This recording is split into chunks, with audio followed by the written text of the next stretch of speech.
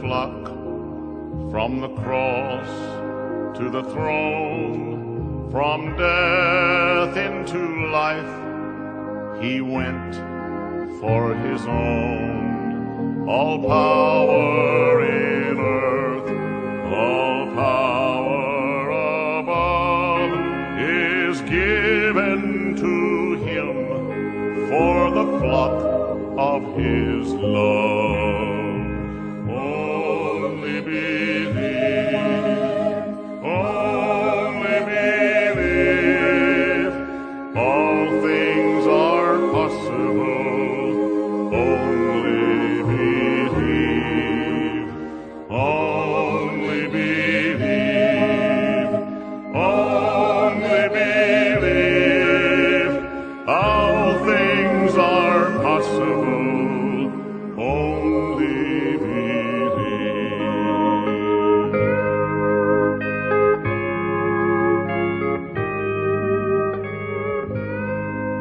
Fear not, little flock, whatever your lot.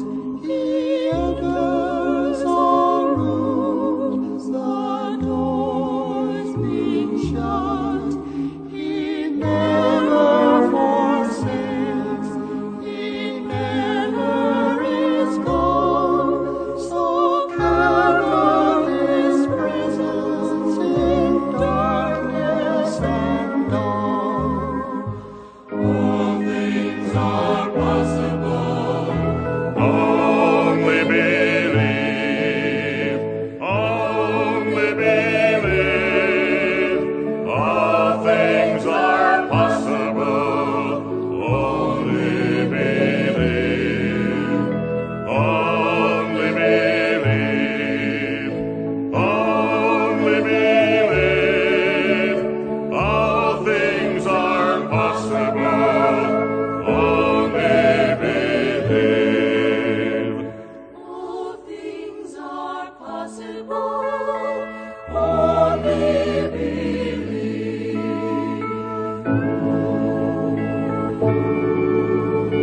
Only believe.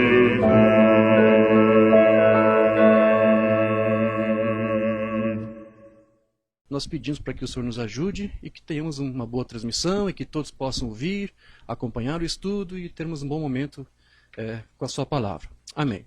Então eu vou pedir para os amados que estão com as suas Bíblias, por favor, abram na carta de Paulo aos Romanos, capítulo 12. Eu quero ler aqui os 3 primeiros versículos. Romanos, capítulo 12, versículos de 1 a 3. Vou dar um tempinho para que os irmãos abram suas Bíblias, encontrem, para que todos possam ler juntos.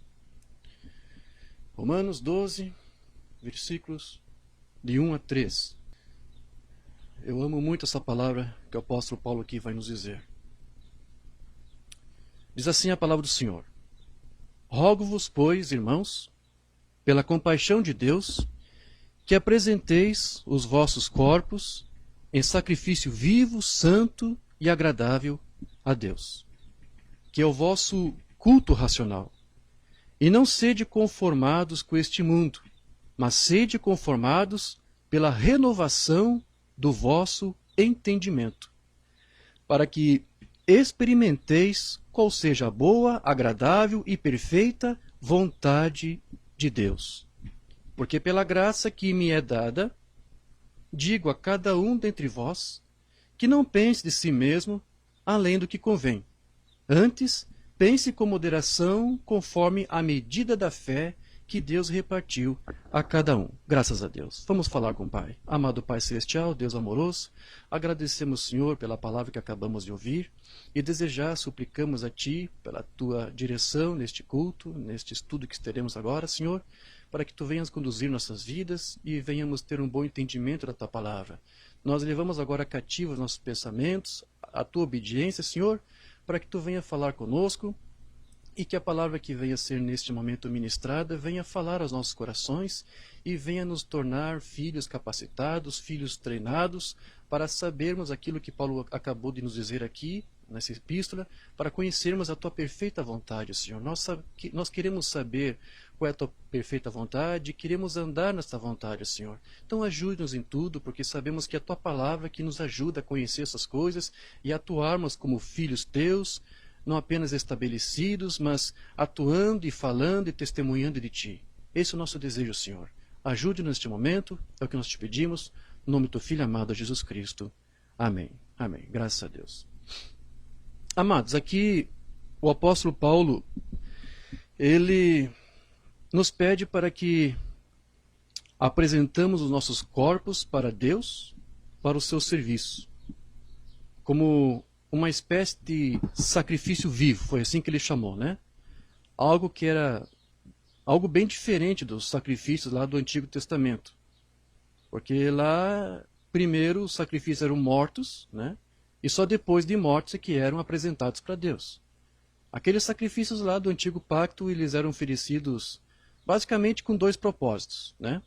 Primeiro, para a expiação dos pecados, e em segundo, como uma demonstração de gratidão e de devoção a Deus por parte do ofertante. Mas, no nosso caso aqui, o sacrifício que podemos apresentar para Deus, como Paulo nos pede, seria apenas como um sinal de gratidão por tudo que Ele tem feito por nós. Porque, como expiação por pecados, não há mais necessidade, porque o nosso irmão mais velho, o Senhor Jesus Cristo, Ele já fez isso por nós de uma vez por todas. Amém? Como o nosso sacrifício aqui deve ser vivo, como Paulo pede, então isso significa que nossas vidas devem ser entregues a Deus continuamente. E ele também aqui disse que nós devemos apresentar um sacrifício santo, né? E a palavra santo, eu sei que todos sabem, o irmão Branham nos ensinava isso nos seus sermões, quer dizer separado, né? O que significa que as nossas vidas serão um sacrifício para Deus quando nos separamos do mundo e de tudo que pertence a Ele para poder servir somente a Deus, né? Vivendo uma vida separada para Ele. Então, este culto que nós fazemos para Deus, que Paulo aqui chamou de culto racional, que quer dizer oferecido pela razão, né? Tem, na verdade, um sentido não um sentido mecânico, né? Maquinal, mas com entendimento. Né? Um culto racional quer dizer apresentar um culto a Deus com entendimento, ou seja, com motivos e objetivos corretos, claros, com uma resposta ao amor de Deus por nós, e queremos servir a Ele por causa deste amor que Ele nos tem dado. Mas, para que nós apresentemos esse sacrifício vivo, santo e agradável para Deus, que significa servir então ao nosso Pai com motivos e objetivos corretos, é necessário primeiro que conheçamos e experimentamos a vontade de Deus. E Paulo aqui nos indica como obter isso, que é quando não nos conformamos com o mundo, ao viver uma vida separada para Deus e quando temos também nossos entendimentos, ou nossas mentes, como estão em outras traduções, né? Nossas mentes ou entendimentos renovados, né? Então, nós somos depois o quê? Transformados por essa renovação, por esse entendimento renovado. O irmão Branham, algumas vezes ele costumava dizer que quando o crente é batizado nas águas, ele também deveria ter a sua mente batizada, né? Porque é quando nossas mentes são batizadas que podemos ser, então, renovados e transformados. As nossas mentes também precisam ser batizadas com água, no sentido de serem limpas de todo falso ensino e também batizadas com o Espírito Santo, para que nós sejamos, de fato, transformados, como ele disse. Eu tenho aqui 2 sermões do irmão Branham que eu separei, que na verdade são os 2 únicos sermões, o irmão Branham mencionou isso. Em 2 ocasiões ele falou que temos que ter as mentes batizadas, não somente o corpo com água, né? Você vai encontrar isso naquele sermão que todos conhecem, Demonologia e Estado Religioso, no parágrafo 179. Ele diz assim: eu disse, como vocês pregadores conhecem pouco, eu disse, em vez de batizar o corpo, precisam da mente ser batizada. Isso mesmo. Vocês não param para pensar nas coisas, vocês não procuram considerar isso. Aqui o Mambana está dando uma resposta para algumas críticas, porque alguns estavam dizendo que o Mambana era uma espécie de médium que lia mentes. Então ele disse, olha, para vocês entenderem isso é porque suas mentes não estão corretas, estão sujas, vocês têm que ter suas mentes batizadas também. Né?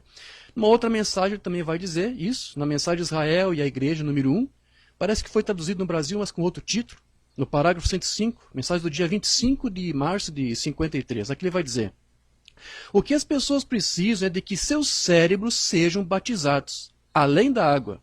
Correto. Perdoe-me esta expressão cortante, mas eu gosto de que penetre profundamente.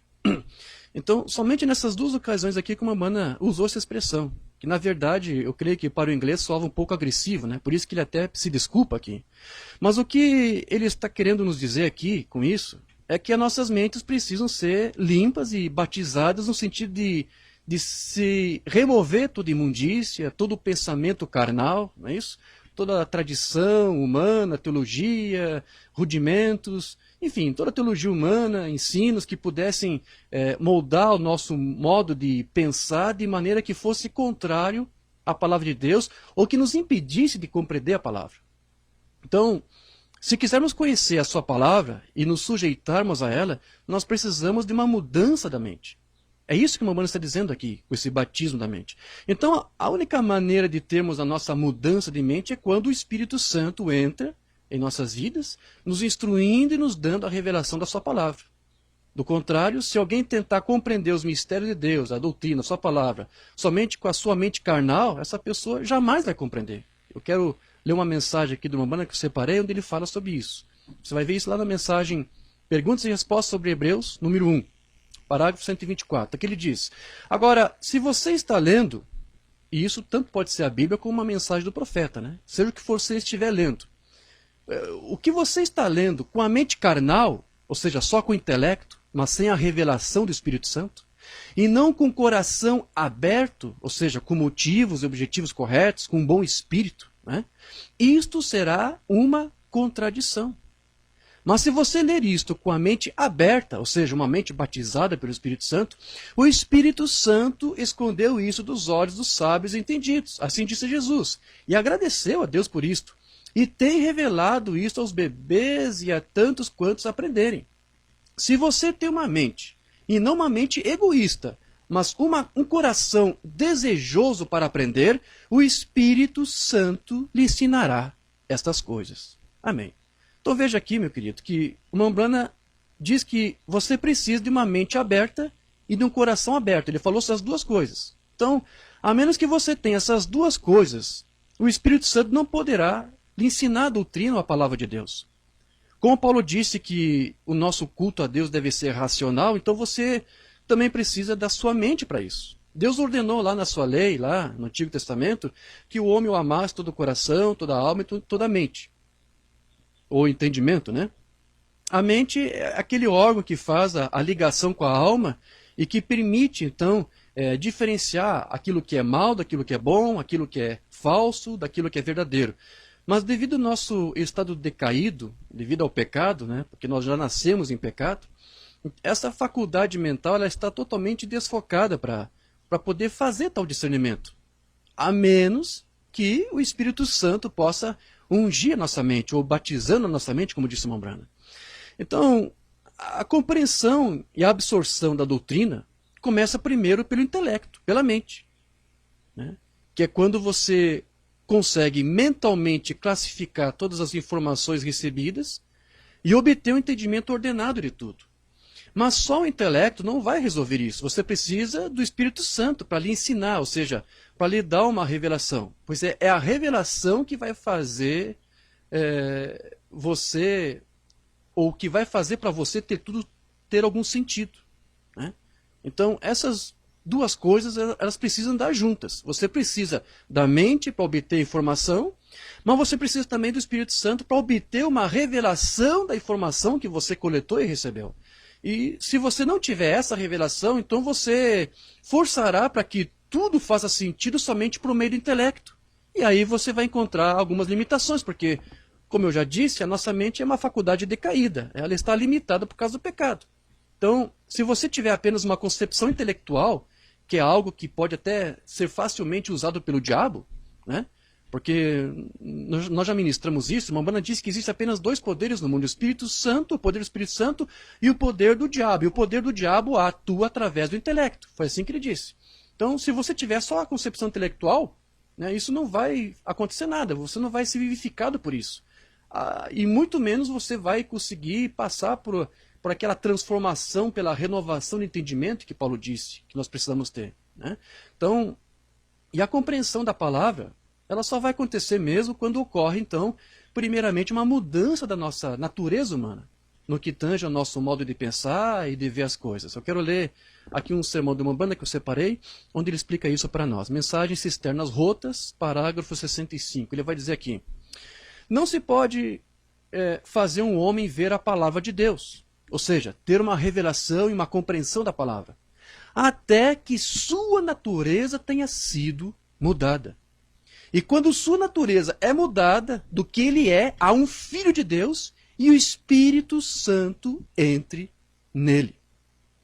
Portanto, meu irmão, é a revelação dada pelo Espírito Santo que vai vivificar a palavra ou a doutrina em você.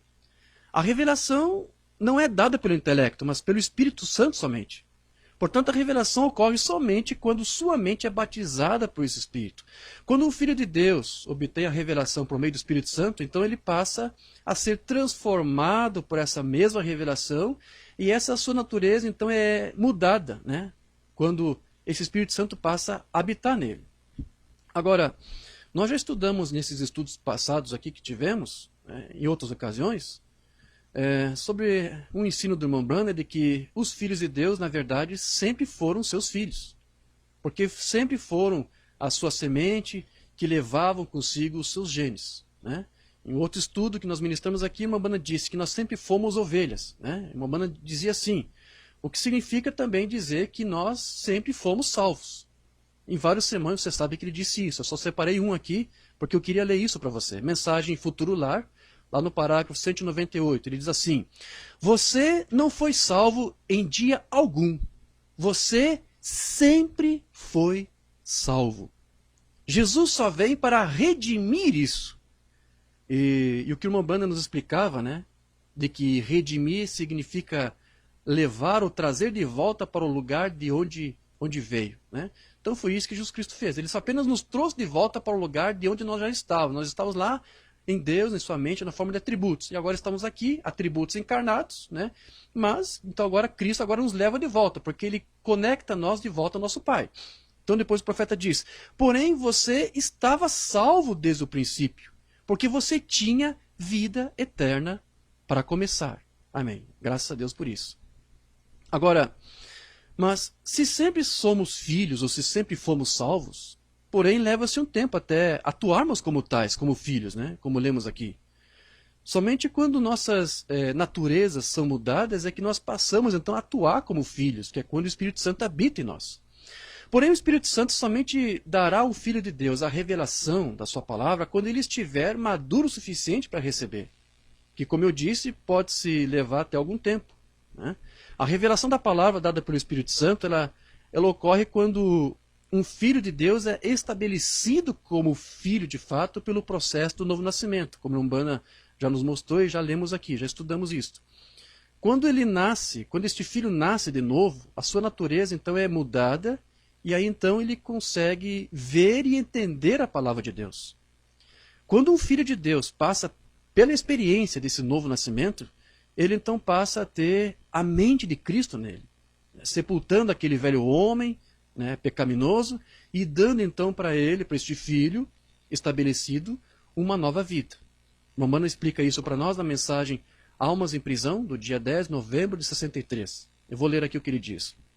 Por isso é que somos batizados em seu nome, para que possamos surgir em seu nome, em sua morte, em sua ressurreição, para que ressuscitemos novamente, testificando ao mundo que nós temos vida nova, que o velho homem está morto. Nós enterramos essa primeira natureza, está vendo? Essa primeira natureza desapareceu. E agora nós somos a natureza dele. Ele vive em nós. E nós não fazemos a nossa própria vontade. Nós fazemos a vontade dele. Nós não temos nossos próprios pensamentos. A mente é que pensa.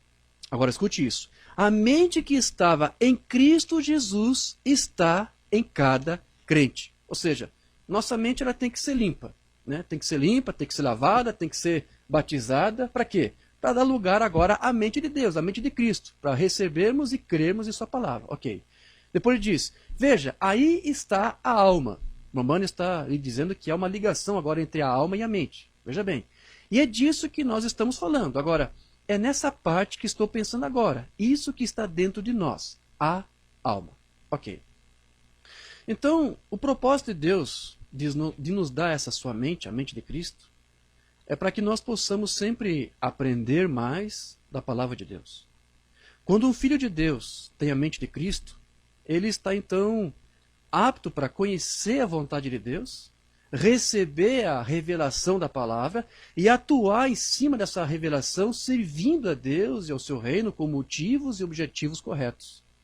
E ele sempre deve prosseguir, o Filho de Deus sempre tem que prosseguir e desejar aprender mais e sempre buscando ter um discernimento a fim de não ser enganado pelas falsas doutrinas que têm surgido. Ele sempre deve comparar tudo aquilo que ele ouvir com as Escrituras, tendo reverência a fim de identificar qualquer tipo de erro que ele possa encontrar, que ele possa ouvir. O Romano explicou isso na mensagem que eu quero ler aqui, o sinal desse tempo, do dia 13 de novembro de 63. Romanos aqui. Se nós pudéssemos apenas fazer isso, apenas ser reverentes, e permanecer sentados e dizer agora, isto é algo que pode parecer estar correto, eu não sei. Eu não vou criticar, eu apenas vou ficar quieto e observar. E então vou comparar isso com as Escrituras e ver se isso está correto. A irmã Bana diz, você deve isso para si mesmo. Ou seja, nós sempre temos que investigar, examinar tudo o que ouvimos. Esse é um dever nosso, disse o profeta, né? E Paulo disse, transformai-vos pela renovação do vosso entendimento. Né? Até quando? Até quando isto? Até Jesus voltar, querido. Né? Até lá você tem que continuar aprendendo, buscando saber mais, aprender mais, e isso não tem fim. Nós precisamos sempre estarmos ali estudando, examinando tudo, né? Para que nós venhamos ter essa renovação da mente e ser transformado por essa renovação da mente diariamente. Né? Certa vez um irmão da mensagem, que eu não conheço pessoalmente, me escreveu. Eu creio que foi depois que ele assistiu um vídeo nosso que nós ministramos, onde eu preguei sobre o tema da mensagem de William Branham versus teorias unicistas. Não sei se ele assistiu o vídeo, foi o áudio, ou leu o texto que nós transcrevemos. E, bom, ele escreveu para mim um e-mail e ele se mostrava ali um pouco preocupado por descobrir que o seu grupo não estava ensinando certas coisas que o irmão Branham ensinou e que nós estávamos ali mostrando naquele vídeo. Né?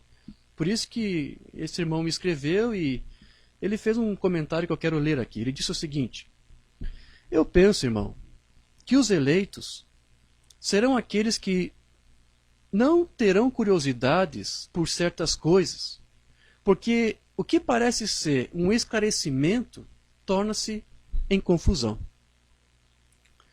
O que esse irmão aqui quis dizer mais ou menos é algo assim. No risco de um eleito ser enganado, ou de ficar ainda mais confuso, ou investigar um assunto para saber se é correto ou se é errado, ele disse, olha, é preferível permanecer na ignorância.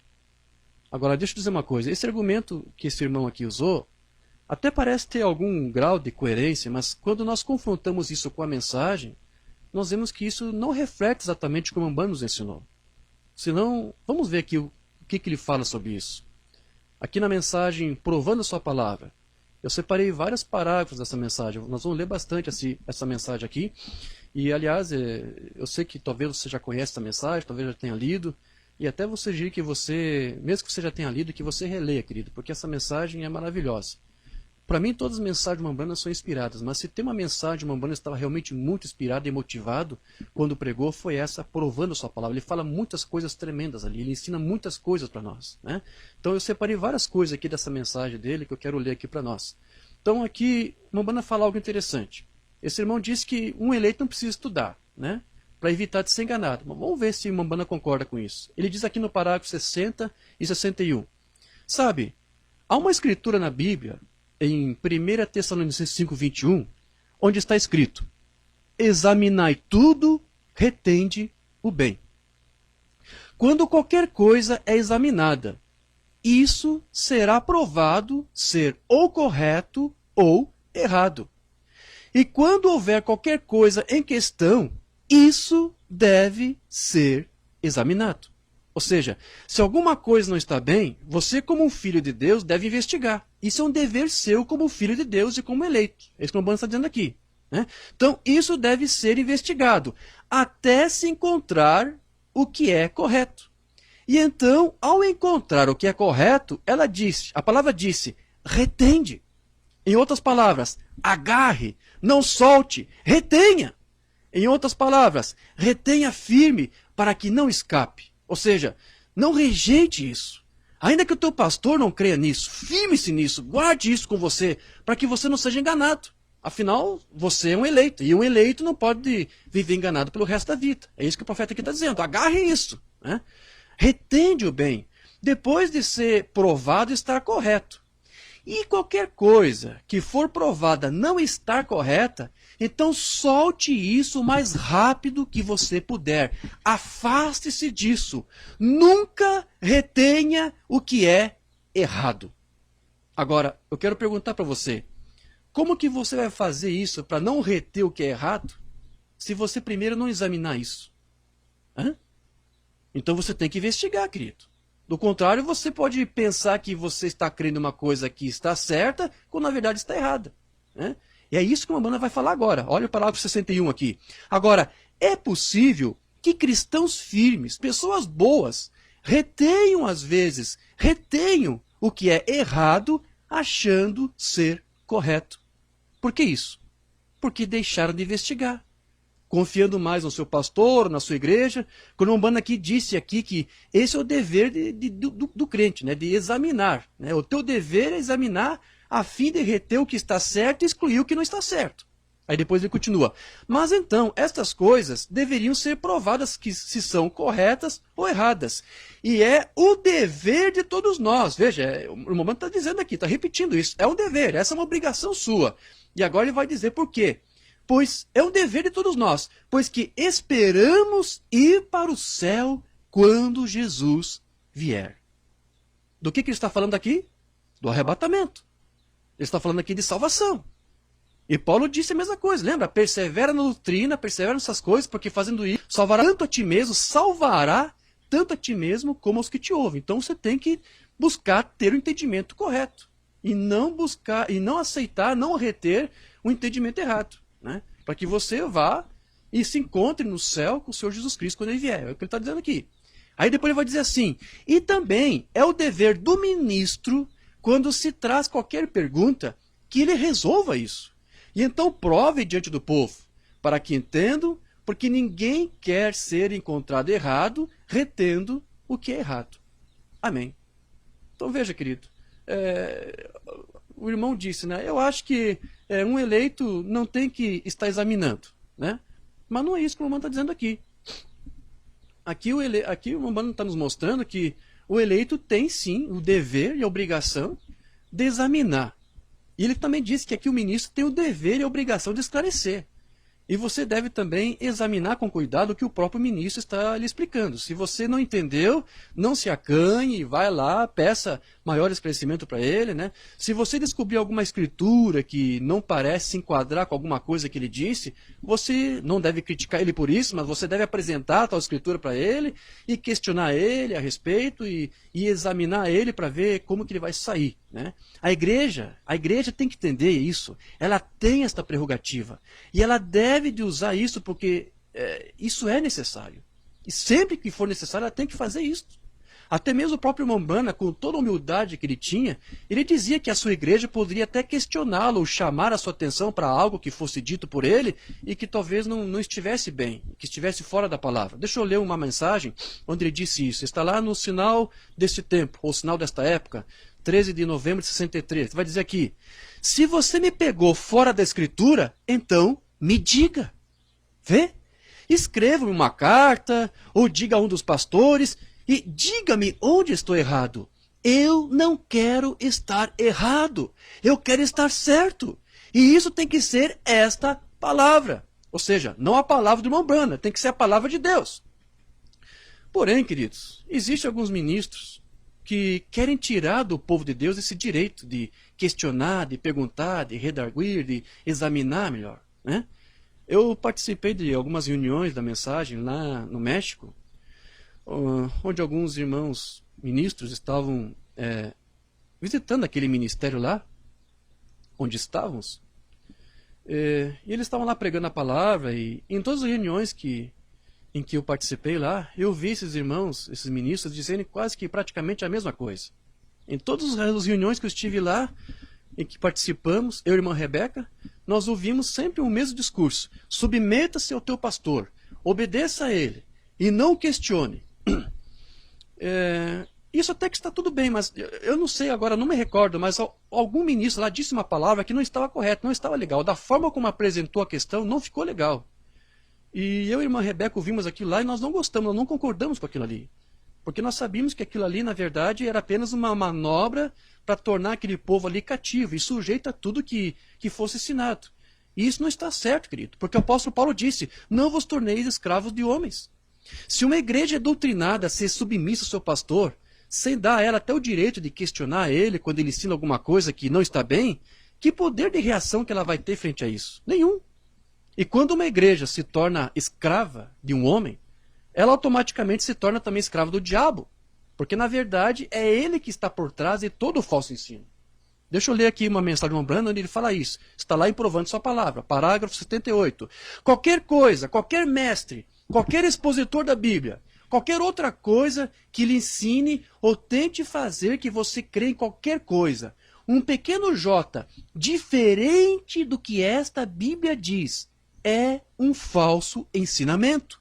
É Satanás novamente. Exatamente como foi com Eva. Ok. É por isso então, queridos, que as Escrituras nos dizem, né, que nós temos sempre que provar os Espíritos, né, para saber se eles procedem de Deus. E nós provamos esses Espíritos de que forma, de que maneira? Através dos seus ensinos, avaliando e examinando o que eles estão falando.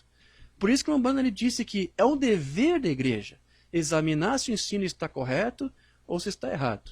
Ok. Continuando aqui este e-mail que o irmão me escreveu, depois ele disse o seguinte aqui.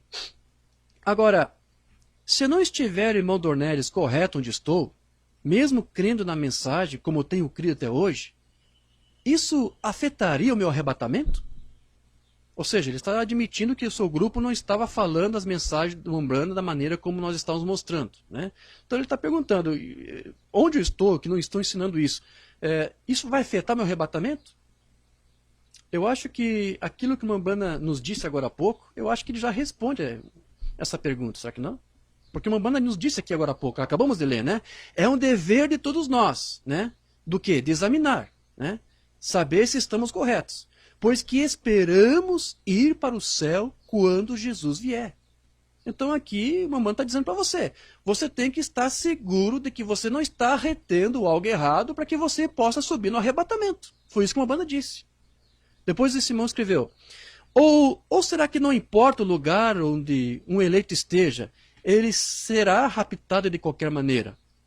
Ora, irmão, se for assim, eu prefiro crer da melhor forma que serei raptado, mesmo não conhecendo todas as coisas, como um irmão analfabeto, do que um sábio e entendido. Bem, vamos lá. Vamos deixar aqui para que o próprio irmão Umbanda nos ajude a responder essa pergunta que o irmão fez. Destacando aqui apenas rapidamente algumas coisas que ele disse. Vamos lá, o irmão Umbanda, ele ensinava que tudo que um filho de Deus precisa para subir no arrebatamento é o quê? Receber a palavra.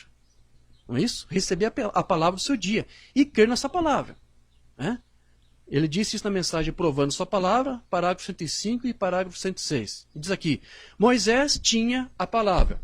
Era só disso que ele precisava, era da palavra. E é só disso que você precisa hoje. Não de uma credencial de certa igreja. Você não precisa de uma igreja para apoiá-lo. Ou seja, não é você estar em companheirismo ou pertencer a um grupo A, B ou C que vai te garantir o arrebatamento. Porque uma banda disse várias vezes, né, para nós, em vários sermões, que Deus não trata com grupos, Deus trata com indivíduos. Ok.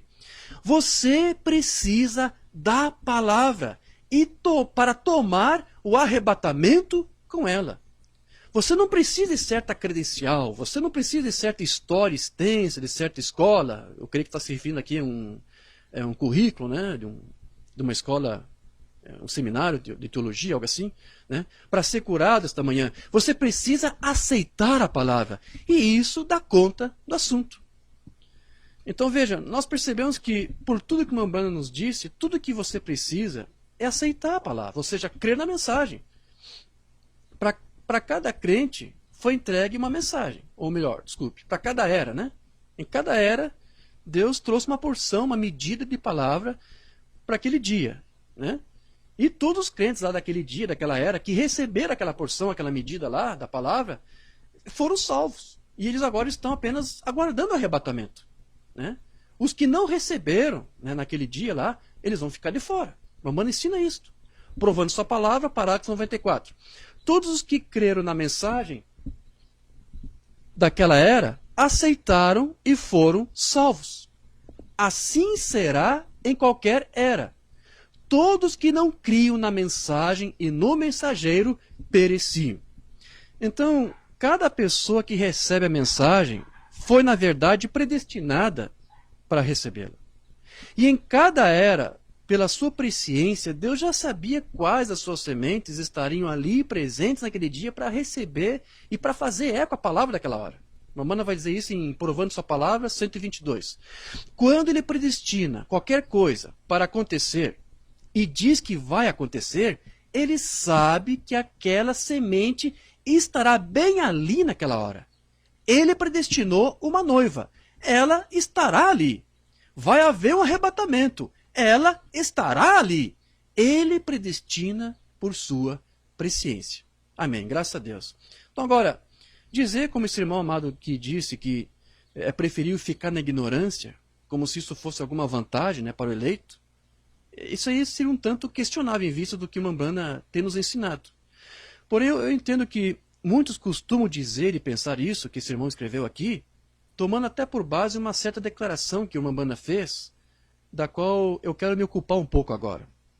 Isso aconteceu certa vez quando o Mambrana foi questionado por 2 ministros. Havia um ministro chamado Dr. Ness, este ministro era um trinitário, e um outro ministro que era Dr. Cisme, eu creio que era assim que se pronunciava. Esse ministro era um unicista, né? Era um unitário.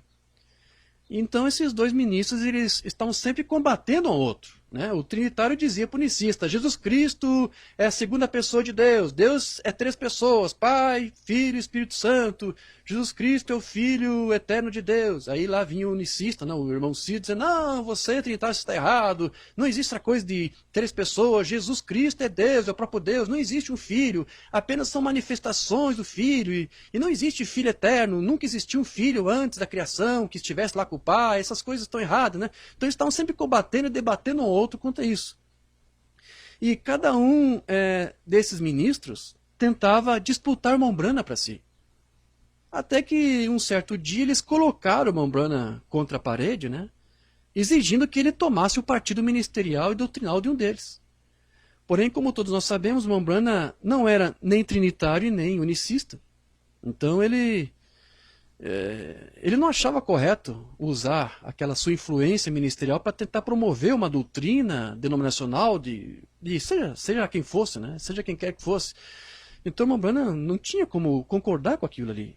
Então Mambrana ele disse que pediu para os 2 ministros para um tempo para pensar e para orar, né? Mas na verdade não era para escolher por um deles, né? Mas para orar a Deus e ter uma resposta certa de modo que ele não ofendesse a nenhum dos 2. Aí então, no dia e local marcados, para se encontrar com aqueles 2 ministros, a fim de dar a sua resposta para eles, né? Mambrana disse lá na mensagem Divindade Explicada, no parágrafo 103, ele relata aqui para nós o que ele fez lá. Agora, eu disse ao irmão Cisme e ao irmão Ness, para responder a sua pergunta, eu disse, agora, eu não tomo nenhum dos lados com vocês, irmãos. E eu sei que, enquanto vocês discutirem, ambos estão errados. Está vendo? Porque eu preferiria estar errado em minha doutrina e correto em meu coração, do que estar certo em minha doutrina e errado em meu coração. Está vendo? Eu disse, afinal de contas, é a condição do seu coração. essa foi a resposta que o Umbanda deu para eles como resultado daquelas orações que ele fez a Deus, né? Então, cada um daqueles homens ali, eles queriam construir, na verdade, um reino para si próprio. E eles queriam ali fazer do Mombrana apenas uma espécie de colaborador seu. Eles queriam usar a ele, o seu nome, as suas fitas, publicações, seja o que fosse que ele tivesse, somente para tentar adquirir algum tipo de prestígio em cima disso e à frente dos seus oponentes, né, dos seus ministros contrários, né? Então, esses ministros aqui estavam com muitos problemas. Porém, essa resposta que o Mombrana deu, ela tem sido muito usada hoje, quando alguns crentes da mensagem se sentem como que encurralados por não saberem para onde ir ou o que fazer, quando ainda que momentaneamente conseguem perceber que o ministério ou grupo ao qual eles pertencem não está com toda a palavra. Eles não sabem o que fazer nessa hora.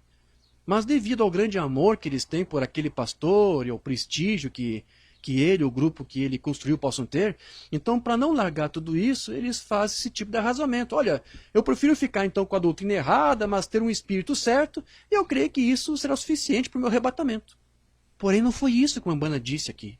Ele disse que se você quer ir para o arrebatamento, esteja seguro de que você não está retendo o ensino errado. Foi isso que ele disse. Esses tipos de conclusões que eles fazem é muito comum quando eles ficam apenas com uma parte da declaração do profeta e descartam outras. E infelizmente é exatamente essa mesma atitude que eles adotam quando eles resolvem ensinar a mensagem do Mombrana. Porque para que você entenda aqui o que o Mombrana está dizendo, você precisa se inteirar de outras coisas que ele fala, tanto em outros sermões, como neste próprio sermão aqui. Porque mais adiante ali, o Mombrana vai dizer, lá no parágrafo 123, escute isso. Agora, eu desejo fazer essa afirmação.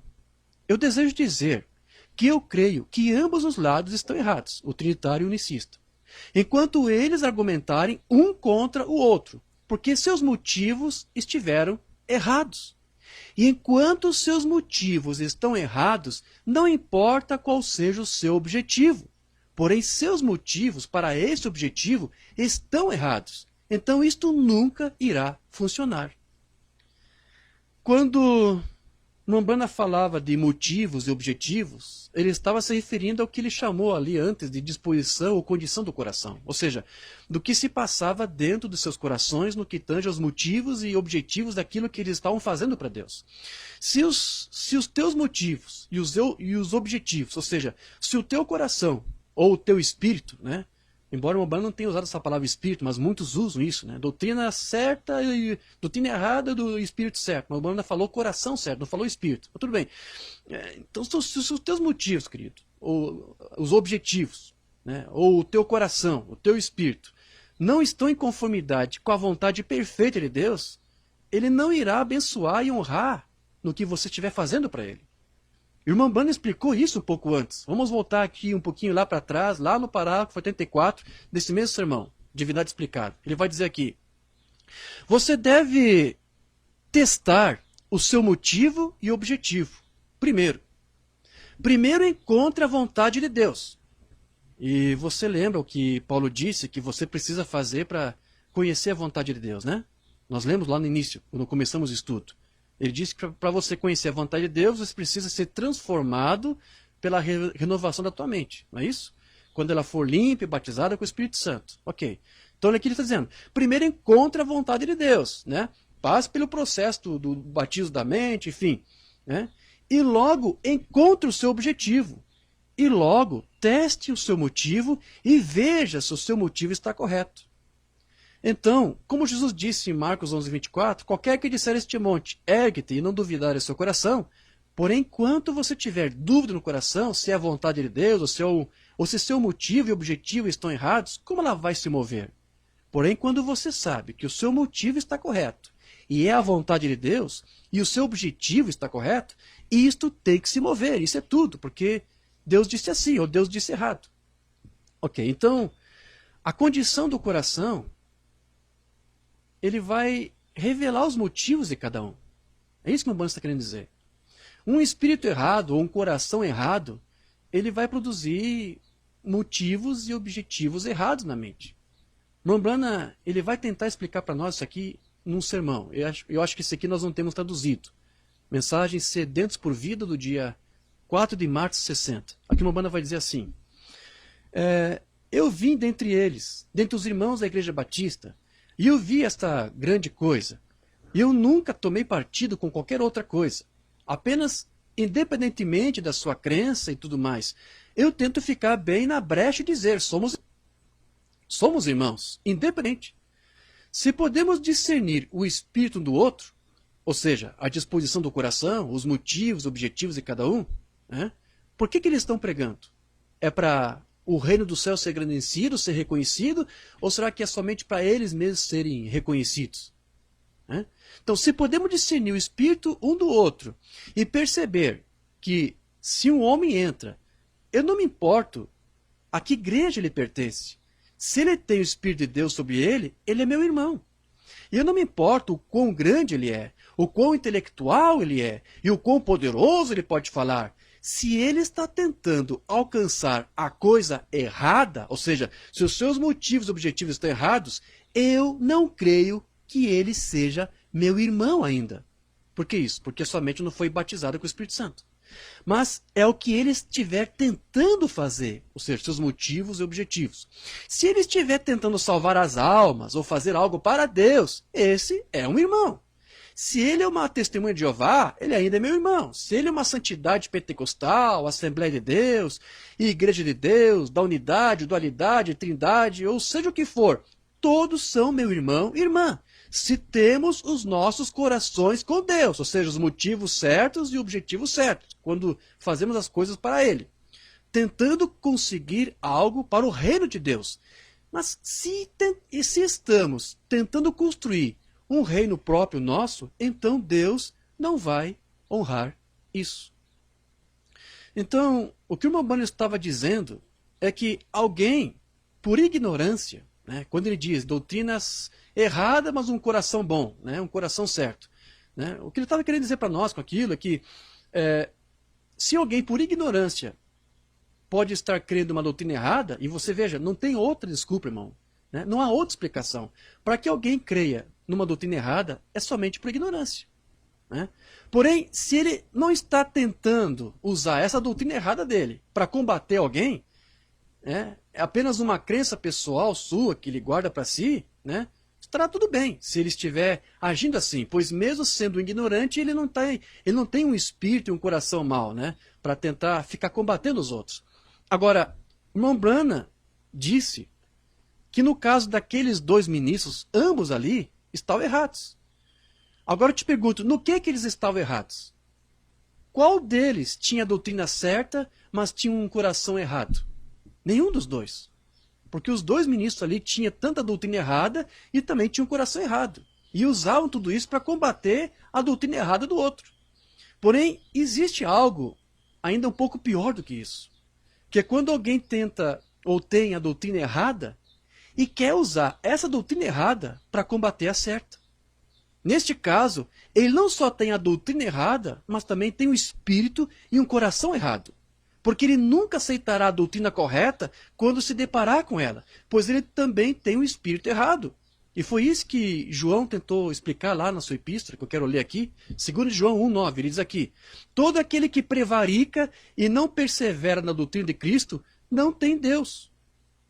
Quem persevera na doutrina de Cristo, esse tem tanto o Pai como ao Filho. Então, vamos lá, deixa eu explicar isso aqui. Deixa eu retomar aqui alguma coisa para nós entendermos. Primeiro, Mamana disse que não havia problema de a pessoa ter a doutrina errada, desde que tivesse um bom coração. Né? Mas eu expliquei para você que ele tinha, para ele ter uma doutrina errada, né, tem que ser por ignorância. Agora eu quero que você entenda, meu querido, que isso que o Mamana disse está em conformidade com o que ele falou lá. Né? Para que alguém tenha uma doutrina errada, mas um coração bom, né? Isso tem que estar de acordo com aquilo que nós já lemos lá alguns parágrafos atrás. Porque uma banda disse, lembra? É possível que cristãos firmes, pessoas boas, ou seja, que têm um bom coração, que têm bons motivos, que têm boas intenções, que têm bons objetivos, né? Retém o que é errado, achando ser o correto. Lembra? Agora, para quem que ele está falando isso? Quem é que faz isso? Porque veja, para a noiva, o profeta de Deus, o que ele disse? Nunca retenha o que é errado. Então, a noiva, querido, a noiva não vai ter uma doutrina errada e um bom coração. A noiva ela vai ter a doutrina certa, vai ter o coração certo e vai ter o espírito certo. Esse negócio de doutrina errada e um coração bom, para quem que é isso? Isso é para virgens nécias. As virgens nécias são ignorantes, elas têm a doutrina errada, elas são ignorantes, mas são virgens, não é isso? Elas têm um coração bom, têm um bom espírito, mas são nécias, são virgens, são virgens nécias, ou seja, são ignorantes. Né? Então não adianta alguém tentar deslocar a palavra do profeta e tentar criar uma outra doutrina com isso, para tentar criar uma espécie de vice-noivo, subnoiva. Né? Existe a noiva que crê na doutrina correta e existe uma outra noiva que crê na doutrina errada. Não. Quem crê na doutrina errada são as denominações. Ok? Mamãe está falando ali dos denominacionais. Né? Porque ele disse para a noiva. Para a noiva ele disse aqui, nós lemos, nunca retenha o que é errado. Né? Então, tem este grupo. Ele tem a doutrina errada e um bom coração. Mas não é a noiva. A noiva não faz isto. Né? Mas tem um outro problema. Né? Que é quando alguém tem tanta doutrina errada, mas também tem o espírito errado. E João aqui falou disso. Não prevarique, né, da doutrina. Né? Persevera na doutrina. Então, a palavra prevaricar, ela significa torcer a justiça. Ou seja, agir injustamente. Portanto, em outras palavras, se você quiser aqui parafrasear isso, prevaricar quer dizer isso, quer dizer ter um espírito errado, um coração errado. E se ele também não persevera na doutrina de Cristo, então ele acabará atentando também para a doutrina errada. E tentará depois combater a certa com isso. Porque ele terá uma doutrina errada e terá um espírito e um coração errado também. Uma pessoa que faz isso, disse João, não tem Deus. Não importando o quanto de unção que ele alegue ter, e de nada vai adiantar também ele dizer que foi batizado em nome do Senhor Jesus Cristo, né, se o seu cérebro também não foi limpo e batizado. Agora, por outro lado, se alguém tem um espírito bom, né, ou um coração bom, coração honesto, ele não pode combater a doutrina certa se em algum momento essa doutrina certa for apresentada a ele. Porque um coração e um espírito certo não pode combater uma doutrina certa. Como que alguém pode alegar ter um coração e um espírito certo e resistir à doutrina certa? Não faz sentido. Pois se ele diz que tem um bom coração, com motivos e objetivos certos, ele até pode dar atenção a uma doutrina errada durante algum tempo, por desconhecer a correta. Mas se ele não pode continuar com o ensino se ele não pode continuar com o ensino errado, depois de conhecer o certo, se ele realmente possuísse um espírito certo também, como é que pode isso? Ele até pode dar atenção para uma doutrina errada durante algum tempo, né, por desconhecer a doutrina, mas ele não pode continuar com o ensino errado depois de conhecer o certo, se ele realmente está dizendo para você que ele tem um espírito certo, um bom coração. Pois se o coração está certo, ele não pode rejeitar a doutrina certa. Se você alega ter um espírito correto, você terá que aceitar a doutrina correta também, cedo ou tarde. Não há como você fugir disso. Um coração certo não poderá se manter duro e inflexível a uma doutrina correta. Na verdade, você estará provando que tem o espírito certo quando não rejeitar a doutrina certa depois de ouvi-la. Porque a mensagem do Elias, o que ela faz? Ela foi enviada para converter os espíritos e corações dos filhos de volta à doutrina apostólica correta. Agora, outra coisa perigosa também que existe, que eu quero comentar aqui, é de alguém ter a doutrina correta, mas um espírito e um coração errado. Isso pode acontecer. Agora, como que isso é possível? Quando alguém adquiriu um conhecimento apenas intelectual da doutrina, mas ainda sem a revelação, porque o seu cérebro não foi batizado, e você tem que ter essas duas coisas, como eu já disse, né? Elas têm que andar juntas. E, na verdade, será a revelação que fará você também ter um coração e um espírito certo. Porque se você tiver apenas o intelectual, mas sem a revelação, você somente tentará usar a informação para tirar vantagem em alguma coisa, seja para se sentir superior a alguém, ou combater alguém em particular, ou ainda até mesmo para tentar construir um reino para si próprio. Mambana disse que se alguém tem a doutrina certa, né, mas as condições do seu coração não estão corretas, então teria sido até melhor se ele continuasse sem conhecer a doutrina certa. Deixa eu ler para você uma mensagem, ele vai explicar isso para você.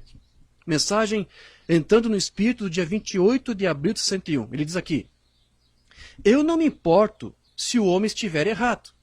Se ele estiver errado e sincero no meu coração, no seu coração, e você estiver certo em sua fé, e estiver errado ao agir da maneira que você está agindo, ou seja, tem a doutrina certa, né?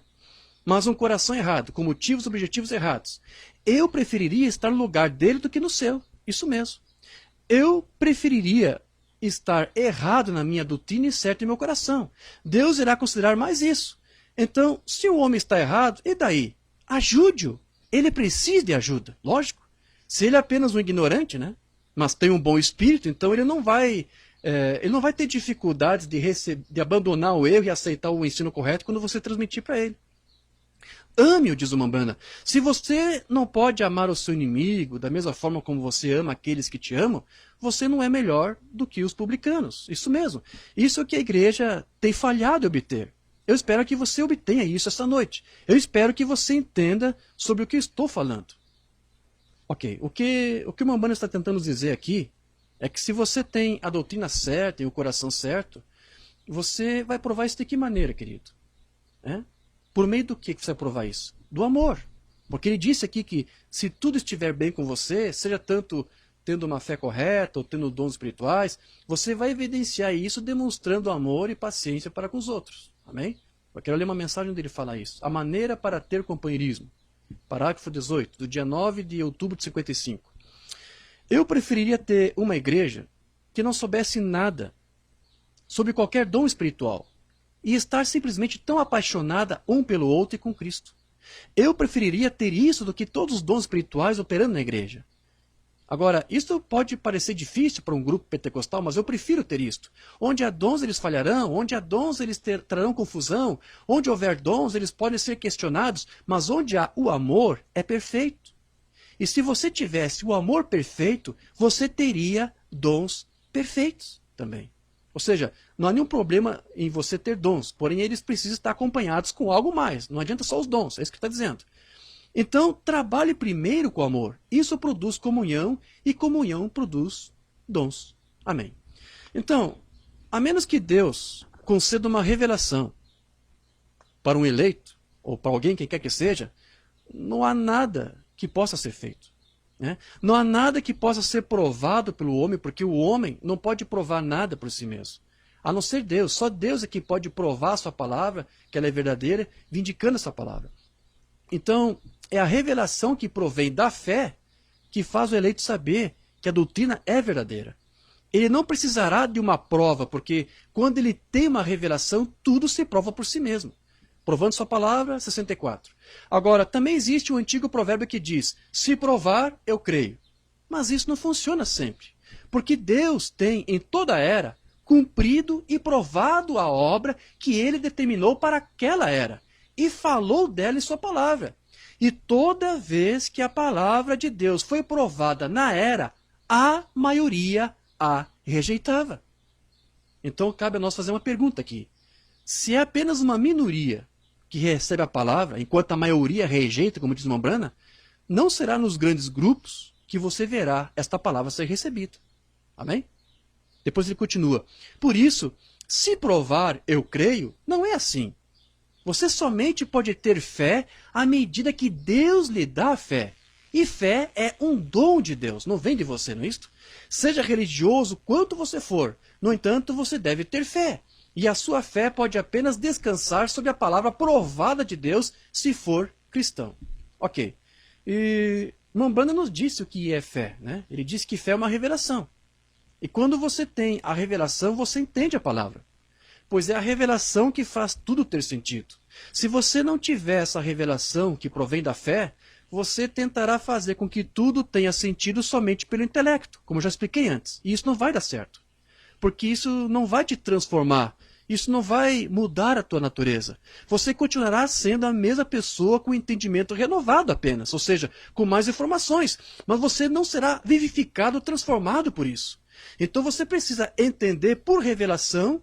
E o Mambana disse aqui para você que isso só vai acontecer né? Você só vai entender por revelação quando você passa pela experiência do novo nascimento. Era assim que ele ensinava. Vamos ler isso? Provando sua palavra, parágrafos 67 e 68.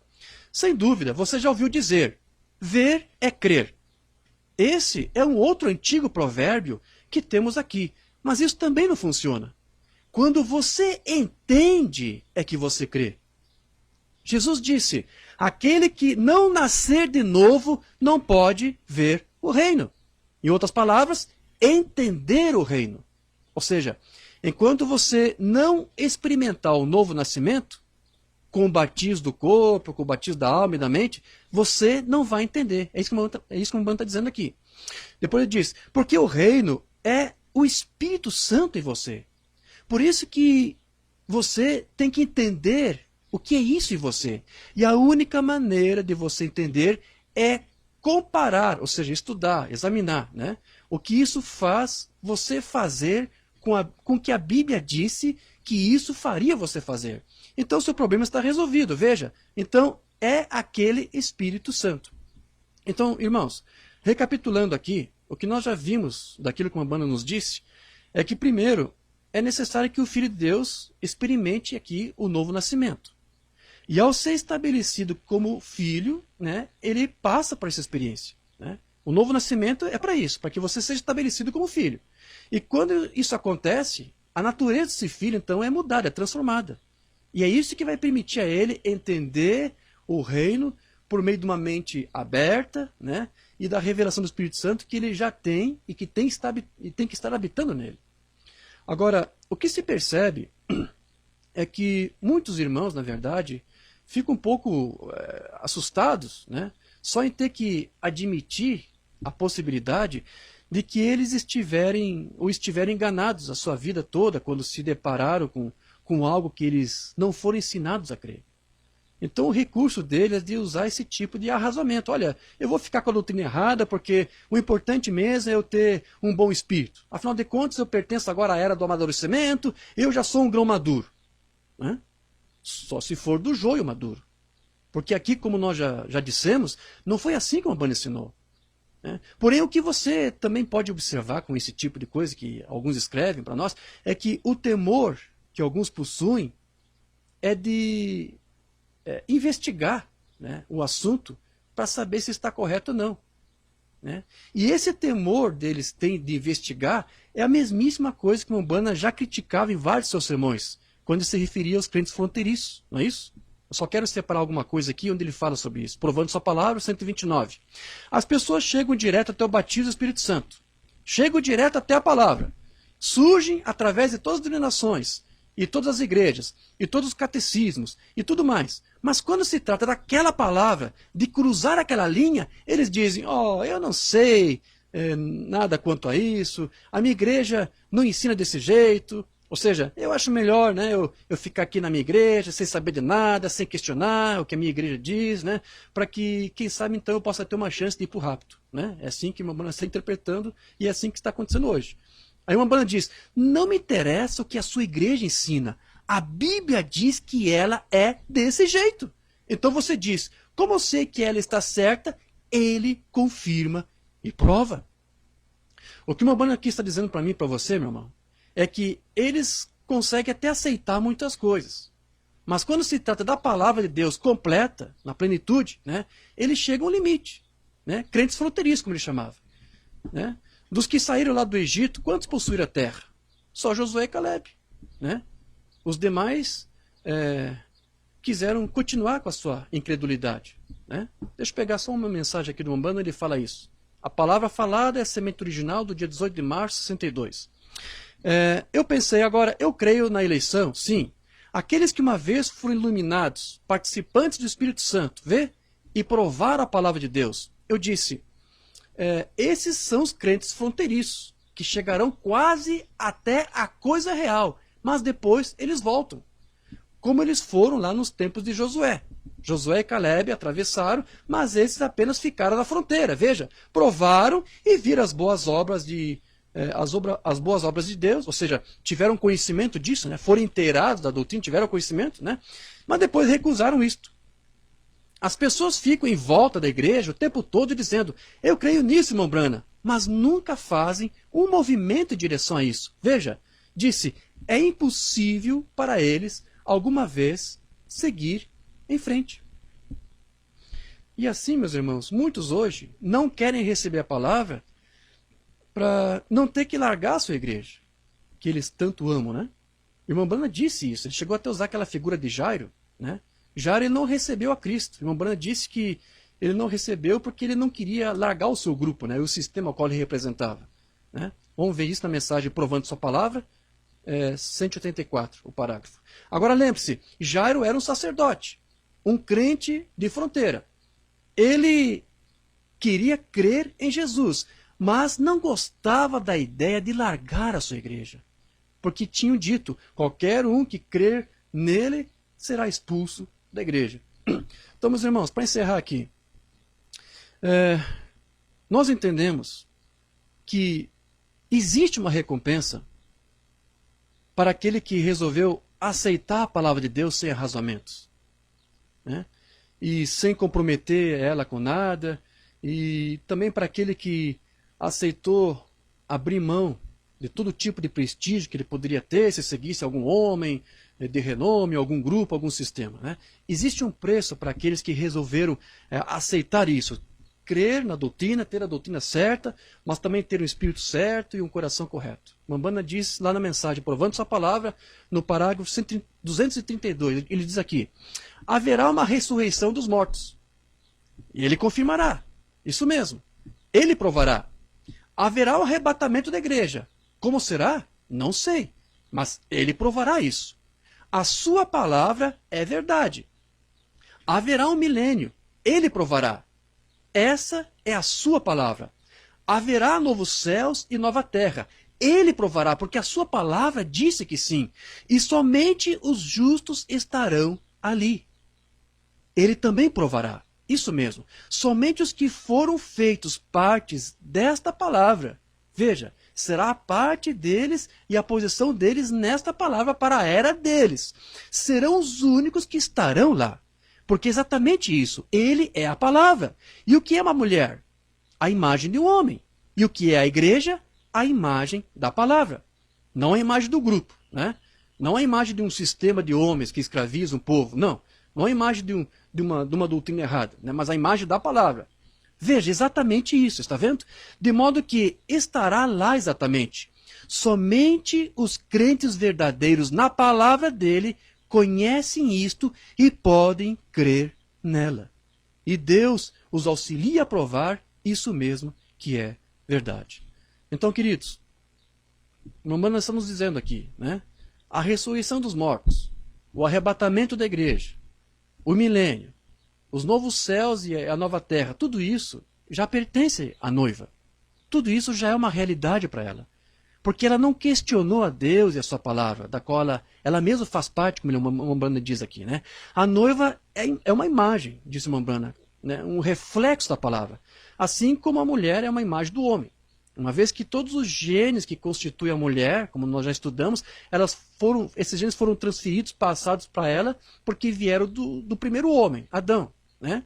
Porém, a sua esposa, Eva, ela caiu. Mas a segunda Eva, que é a noiva do segundo Adão, Cristo, essa não pode cair. Pois cada filho de Deus que compõe essa noiva leva consigo os mesmos genes e atributos de Deus. Cada um deles possuía uma representação na eternidade, cujos nomes também já estavam escritos lá no livro da vida do Cordeiro, desde antes da fundação do mundo. Esses são os verdadeiros, esses são os fiéis, esses são os escolhidos. Esses são os filhos treinados, que habitarão para sempre no tabernáculo de Deus. E a Deus e ao seu Cordeiro seja dada toda a honra e toda a glória por isso. Amém? Graças a Deus. Amém, queridos. Vamos falar com o Pai.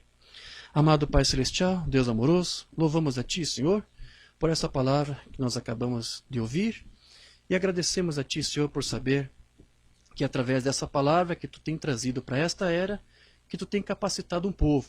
E o Teu profeta diz que tem sido um povo pequeno, uma minoria tem aceitado essa palavra. Mas agradecemos a Ti, Senhor, pelo Teu amor a nós e nos ter dado esta palavra. Agora, Senhor, o que nós queremos, o que nosso desejo, Pai, é que Tu venhas através dessa palavra, moldar as nossas mentes, moldar os nossos caráteres, para que nós possamos ter uma motivação correta, um objetivo correto, Senhor. Que nós possamos ter uma mente limpa, batizada com o Espírito Santo, como a Bruna disse, para que nós possamos fazer aquilo que é agradável a Ti. Paulo disse que nós temos que conhecer a Tua perfeita vontade. E ele disse que isso é possível quando passamos por essa transformação. E, Senhor, esse é o nosso desejo, Senhor. Nós ardentemente ansiamos por isso, Pai. Que Tu venhas nos dar uma transformação completa em nossas vidas, mudando nossa natureza, Senhor, para nós não arrazoarmos com a Tua palavra, para que nós possamos aceitar esta palavra, Senhor. Nós não queremos apenas ter uma fé correta, uma doutrina correta, mas ajude-nos, Senhor, ajuda a Tua noiva a ter também um espírito correto, um coração correto, Senhor. Se em algum momento não tivemos um motivo que estivesse de acordo com a Tua palavra, então nos perdoe, Senhor, e corrija nossos motivos, corrija nossos objetivos, Senhor. Nós queremos servir a Ti, queremos viver para Ti, mas de nada adianta nós fazermos isso se nós não tivermos uma motivação correta, Senhor. É isso que o profeta nos ensinou nessa palavra que nós ministramos hoje. Então, Pai, ajude-nos nisso, nos dê uma boa motivação. Fala com a Tua igreja, fala com o Teu povo, fala com a Tua noiva, Senhor. Exalta sobre os Teus filhos a luz do Teu rosto e endireita as veredas dos Teus servos, Senhor. Ajude nessa caminhada, Pai, para que nós possamos ser como uma boa noiva, ter a doutrina certa, mas também ter o espírito certo e um espírito correto. E um pensamento correto, uma mente correta, Senhor. Ajude-nos nessas coisas. Nós não podemos por nós mesmos fazer isso. Nós não tornamos filhos por nós mesmos. Tu nos fizeste filhos, Senhor. Então, não precisamos nós nos esforçarmos para nos tornarmos noiva. Tu nos fará noiva de acordo com a Tua palavra. Apenas te pedimos, Senhor, faça isso em nós. Te damos liberdade, Senhor. Limpa nossa mente, limpa nosso coração e tudo aquilo que está errado. Ajude-nos, Senhor, a não nos conformarmos com o mundo ou com alguma outra teologia de algum homem, mas a nos rendemos a Ti e a Tua palavra, Senhor. É o que nós te pedimos e te agradecemos, no nome do Teu Filho amado Jesus Cristo. Amém e amém. Graças a Deus. Amém, queridos. Essa foi a palavra desse dia. Agradeço a você por essa oportunidade que você me concedeu aqui de ministrar e de você nos ouvir. E pedimos a Deus em oração para que possamos estar numa outra oportunidade trazendo mais uma palavra e termos esse momento aqui que é tão gratificante, né? Falarmos das coisas de Deus e aprendermos mais da palavra de Deus. Que Deus nos ajude, queridos. Amém? Em nome de Jesus Cristo, eu abençoo todos e que tenham um ótimo domingo e um bom começo de semana. Deus abençoe a todos. Amém.